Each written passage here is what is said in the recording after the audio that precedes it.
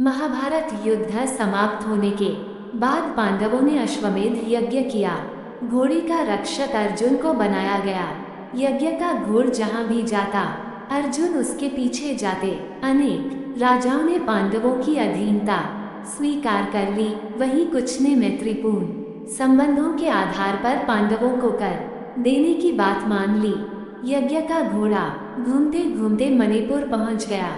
यहाँ की राजकुमारी चित्रांगदा अर्जुन की पत्नी थी और उनके पुत्र का नाम बब्रुवाहन था। बब्रुवाहन ही उस समय मणिपुर का राजा था। अश्वमेध यज्ञ का घोड़ा बब्रुवाहन ने पकड़ लिया और घोड़े की देखभाल की जिम्मेदारी अर्जुन पर थी। बब्रुवाहन ने अपनी मां चित्रांगदा को वचन दिया था कि मैं अर्जुन को युद्ध में परास्त करूंगा, क्योंकि अर्जुन चित्रांगदा से विवाह करने के बाद लौटकर नहीं आया था और इसी बीच चित्रांगदा ने बब्रुवाहन को जन्म दिया था। चित्रांगदा अर्जुन से नाराज थी और उसने अपने पुत्र को ये तो कह दिया था कि तुम्हें अर्जुन को परास्त करना है, लेकिन यह नहीं बताया था कि अर्जुन ही तुम्हारा पिता है। और बब्रुवाहन मन में अर्जुन को परास्त करने का संकल्प लिए ही बड़ा हुआ।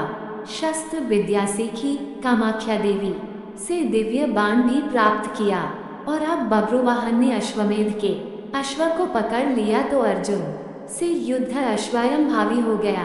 भीम को बब्रुवाहन ने मूर्छित कर दिया और फिर अर्जुन और बब्रुवाहन का भीषण संग्राम हुआ।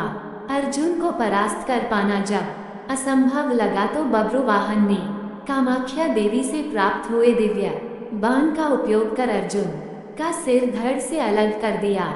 बब्रुवाहन ने जब अपनी माता चित्रांगदा को बताया कि मैंने आपका वचन पूरा कर दिया है और वह अपनी माता को लेकर अर्जुन के पास गए तो अर्जुन का कटा हुआ सिर देखकर वह जोर जोर से विलाप करने लगी और कहने लगी कि बेटा, तुमने ये क्या अनर्थ कर दिया। मैंने तुम्हें अर्जुन को परास्त करने के लिए बोला था, न कि मरने के लिए। बब्रुवाहन बोले, माता, युद्ध में एक को तो मरना ही होता है। आज मैंने अपना वचन पूरा किया, अब आप मेरे पिता के बारे में बताएं, मैं उनके चरण स्पर्श करूंगा। चित्रांगदा विलाप करती हुई बोली, बेटा, अर्जुन ही तेरे पिता है। ये सुनकर बब्रुवाहन बेहोश हो गए और जोर जोर से रोते हुए आत्मदाह करने का मन बना लिया।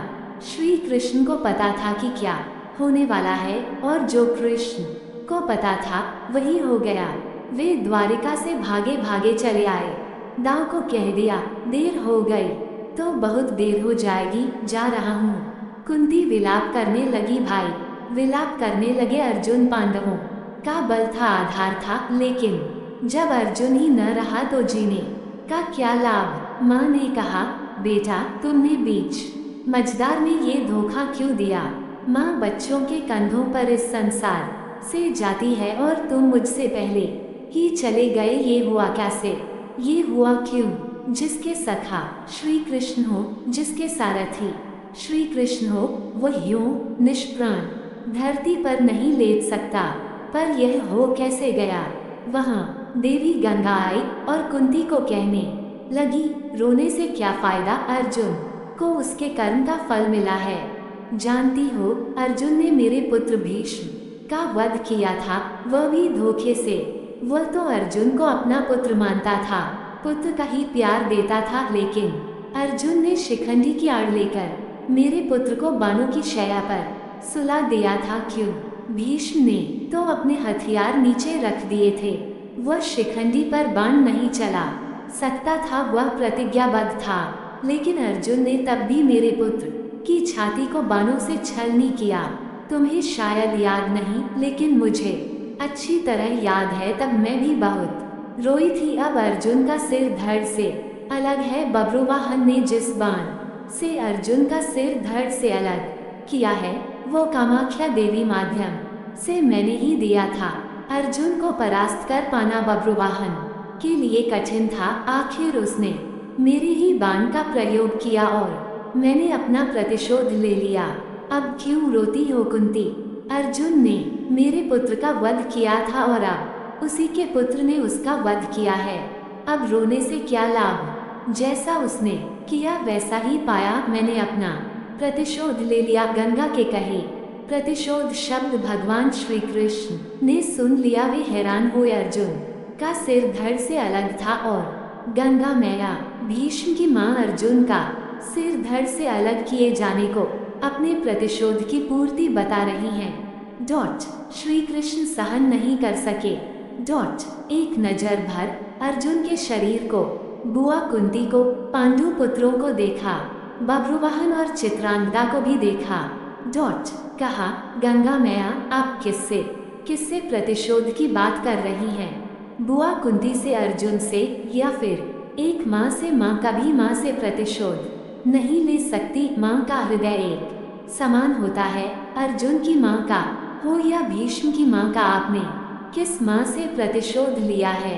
आप तो अपने पुत्र से जब चाहे कैलाश पर मिल सकती हैं, परंतु अर्जुन की माँ को अपने पुत्र से मिलने के लिए अपने प्राण त्यागने पड़ेंगे।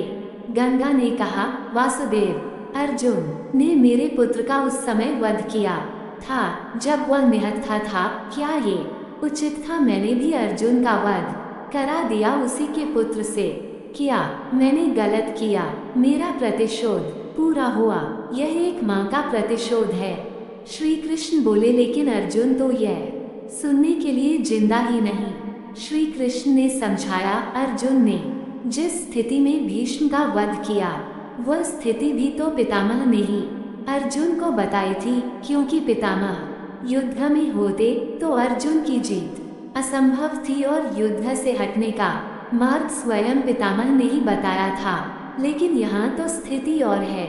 अर्जुन ने तो बब्रुवाहन के प्रहारों को रोका ही है, स्वयं प्रहार तो नहीं किया, उसे काटा तो नहीं। और यदि अर्जुन ये चाहता तो क्या ऐसा हो नहीं सकता था? अर्जुन ने तो आपका मान बढ़ाया है। कामाख्या देवी द्वारा दिए गए आपके ही बाण का प्रतिशोध लेकर आपने पितामह का, अपने पुत्र का भी भला नहीं किया। गंगा दुविधा में पड़ गई। श्री कृष्ण के तर्कों का उसके पास जवाब नहीं था और कहने लगी कि मैं पुत्र मोह में यह तो सोचा ही नहीं, परंतु अब क्या करना चाहिए? जो होना था सो हो गया, आप ही मार्ग सुझाएं। श्री कृष्ण ने कहा, आपकी प्रतिज्ञा पूरी हो गई, उपाय तो किया ही जा सकता है, कोई रास्ता तो होता ही है। जो प्रतिज्ञा आपने की वह पूरी हो गई। जो प्रतिज्ञा पूरी हो गई तो अब उसे वापस भी लिया जा सकता है, यदि आप चाहें तो। क्या नहीं हो सकता? कोई रास्ता तो निकाला ही जा सकता है। गंगा की समझ में बात आ गई। माँ गंगा बोली, यदि कोई नागलोक से नागमणि ले आए तो अर्जुन को जीवित किया जा सकता है, और बब्रुवाहन और उसकी माता नागलोक से अर्जुन की दूसरी पत्नी उल्पी की मदद से नागमणि ले आए। श्री कृष्ण ने नागमणि से अर्जुन को जीवित कर दिया।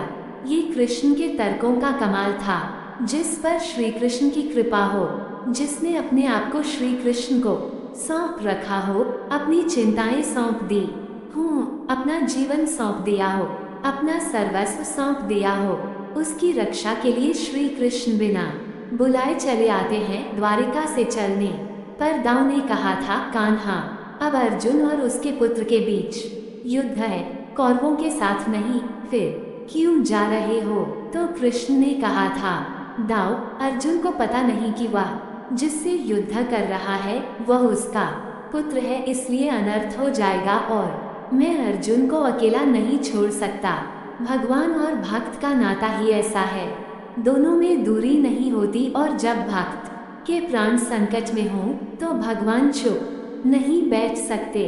अर्जुन का सारा भाव हो और कृष्ण दूर रहें, ये हो ही नहीं सकता। याद रखें, जिसे श्री कृष्ण मारना चाहें कोई बचा नहीं सकता, और जिसे वह बचाना चाहें उसे कोई मार नहीं सकता। अर्जुन और श्री कृष्ण है ही एक, नर और नारायण।